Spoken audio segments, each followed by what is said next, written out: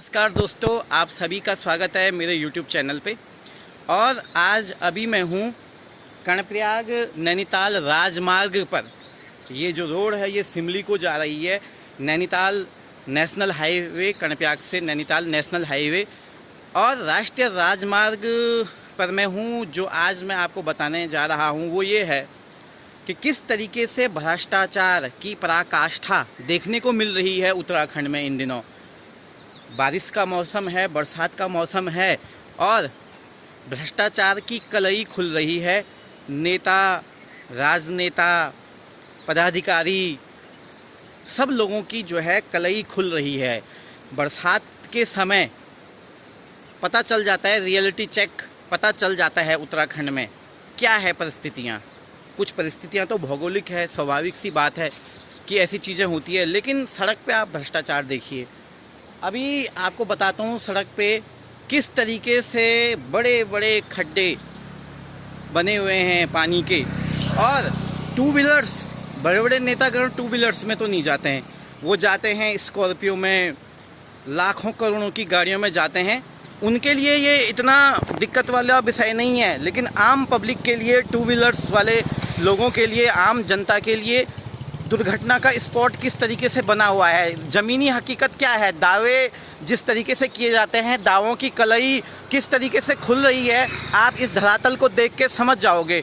अभी दिखाता हूँ आपको क्या परिस्थितियाँ बनी हुई है सड़क। और ये नेशनल हाईवे है बाय द वे, और नेशनल हाईवे की दुर्गति आप देखिए किस तरीके से पानी के खड्डे। और ये इस तरीके का काम किया गया है समझाने बुझाने के लिए, किसी तरीके से अपनी गलती को छुपाने के लिए, अपनी नाकामी को छुपाने के लिए। आप देखिए ये है इस तरीके की परिस्थितियाँ। अब देखिए किस तरीके से इसमें बिछाया गया, इस रोड को किस तरीके से बनाया गया, केवल अपनी नाकामी को, अपनी जो यहाँ पर नाकामियाँ हैं, जो डिसमैनेजमेंट है, उसको छुपाने के लिए देखिए किस तरीके का काम किया गया। सारा जो ये बिछा रखा है, इसमें बजरी आपको अलग नज़र आएगी और ऊपर के ये पत्थर आपको अलग नज़र आएंगे। ये देखिए ये ज़मीनी भ्रष्टाचार। और इसका जिम्मेदार है कौन, इन खड्डों का जिम्मेदार कौन है। अगर दुर्घटना होती है तो इसकी रिस्पॉन्सिबिलिटी किसकी होती है। ये है साहब ज़मीन की हकीकत। और फिर जो है बड़े बड़े दावे किए जाते हैं। हकीकत ये है और दावे किए जाते हैं कि सड़क सुविधा होगी। देखो सड़क की सुविधा मेजर सुविधाओं में से एक है, क्योंकि देखो सड़क तो अच्छी होनी चाहिए। स्वास्थ्य सुविधाओं पर हम बात करते हैं, शिक्षा पर बात करते हैं, ज़मीनी विकास पर, डेवलपमेंट पर बात करते हैं, लेकिन आप देखिए सड़क की स्थिति ये देखिए साहब। ये सब चीज़ों में है, ये केवल सड़क के मामले में ही नहीं है, ये हर विभाग में यही लीपापोती चल रही है, यही लीपापोती चल रही है। कितनी भी बातें कहीं जाए, बड़े बड़े यूट्यूबर्स हैं आजकल समाज में जो बातें करते हैं कि ऐसा है वैसा है। मैंने देखा बड़े बड़े लोग बोलते हैं, इन मुद्दों को उठाते हैं, लेकिन उनके बोलने से या हमारे बोलने से भी इनके कानों में जूं नहीं रेंगती है। क्योंकि अब जनता को जो है आवाज़ उठानी ज़रूरी है। जनता की आवाज़ सबसे बड़ी आवाज़ है। आप लोग देखिए ये किस तरीके का, किस स्तर का काम हो रहा है। ये खड्डे, क्योंकि मैं तो यहाँ पे लोकल हूँ, मैं तो डेली आता जाता हूँ इस सड़क से, और इस सड़क की जो है दुर्दशा को आप देख सकते हो कि कैसी दुर्दशा है। और काम के नाम पर ये भ्रष्टाचार है। ये ऐसे भ्रष्टाचार, कौन है ये इतना बड़ा भ्रष्टाचारी जिसने ये इस तरह की हरकतें की है। क्या यही काम है, यही कराया गया है सड़क के नाम पर।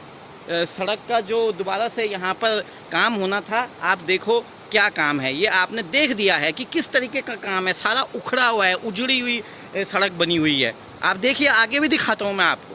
वो रखी है, ये मैं आपको दिखाने के लिए अभी थोड़ा आगे चलता हूँ। ये देखो साहब, ये है भ्रष्टाचार, ये है नाकामी।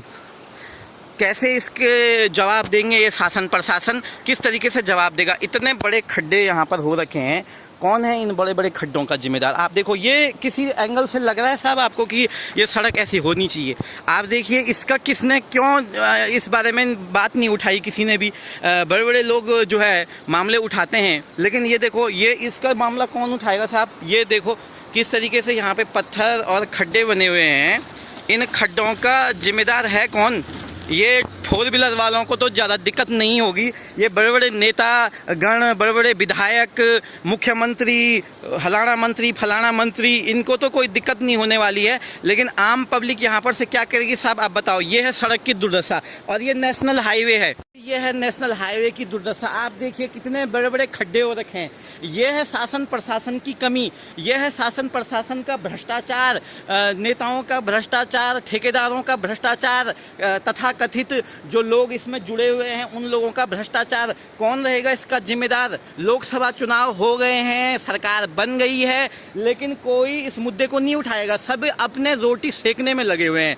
रोटी सेको, रोटी खाओ, पचाओ, सो जाओ, जनता जाए भाड़ में। इन लोगों का ये है मतलब, क्योंकि ये सब जो है अवसरवादी नेतागण, अवसरवादी जो पॉलिटिशियन हैं, उन लोगों ने देश को खोखला कर दिया है, हमारे राज्य को खोखला कर दिया है। और देश में जो ये सड़कें होनी चाहिए, स्वास्थ्य सुविधाएं होनी चाहिए, जो व्यवस्थाएं होनी चाहिए, उसका बुरा हाल ये इनकी वजह से ही है। सब अपने अपने अपॉर्चुनिस्ट बने हुए हैं कि हाँ बस, चाहे वो पक्ष का नेता हो चाहे विपक्ष का नेता हो, बस अपनी सरकार बन जाए, अपना जो है उल्लू सीधा कर ले और जनता को जाए रहने दो। जनता जो कुछ करेंगे, ये है भ्रष्टाचार। यहाँ पर अगर दुर्घटना होती है, कोई परेशानी होती है, दिक्कत होती है, उसके लिए सरकार जिम्मेदार नहीं है। लेकिन इस सरकार को, इन नेताओं को वोट मांगने आना होता है। ये घर घर में वोट मांगने के लिए आ जाते हैं कि हमें वोट दे दो, हमारी सरकार बना दो। विपक्ष बोलता है कि पक्ष वाले नेता ये कर रहे हैं। गण किसी भी पार्टी के हो, जो बहुत बड़े अपॉर्चुनिस्ट बनते हैं, बहुत बड़े अपने आप को बुद्धिजीवी समझते हैं कि हम लोग जो है ऐसा कर देंगे, वैसा कर देंगे, सारे लोग इस परिस्थिति के लिए जिम्मेदार है। अब आपको ये देखना है, ये आपको समझना है कि कौन सही है, कौन गलत है। जनता को आवाज़ उठानी है, सही गलत का फैसला जनता को करना है। जनता ही जनार्दन है। आप लोग देखिए, अब क्या कहें, यहाँ की बात नहीं है ये। यहाँ कर्णप्रयाग से पाडली में हमेशा जाता हूँ, घर मेरा पाडली में है, हमेशा इस परिस्थिति को देखता हूँ। ये मैंने अभी तक कभी सुधार नहीं देखा। आगे भी दिखाऊंगा मैं आपको रियलिटी। अभी जो है मार्केट में भी कल परसों किसी ने दिखाया था कि किस तरीके की स्थिति है। बोलने के बावजूद भी थोड़ा काम किया गया, फिर वो काम वैसा ही है। वो बहुत दीर्घजीवी काम नहीं है। वो 2-4 दिन के लिए दिखावे के लिए जो काम हो रहा है, कुछ दिन सड़क चलेगी, उसके बाद सड़क की स्थिति वही है। तो कौन है जिम्मेदार? आजकल बरसात में तो वैसे ही पब्लिक को परेशानियों का सामना करना पड़ता है भाई। स्कूली बच्चे जाते हैं, कई लोग पैदल जाते हैं, उनके लिए तो ये दुभर हो गई है ये सड़क। ये केवल वाहनों के लिए नहीं है, आम पब्लिक के लिए भी है, जो लोग पैदल रास्ते चलते हैं। तो कौन है इसका जिम्मेदार? अब आप लोगों को ये जिम्मेदारी तय करनी है, आप लोगों को इसका जवाब देना है। धन्यवाद।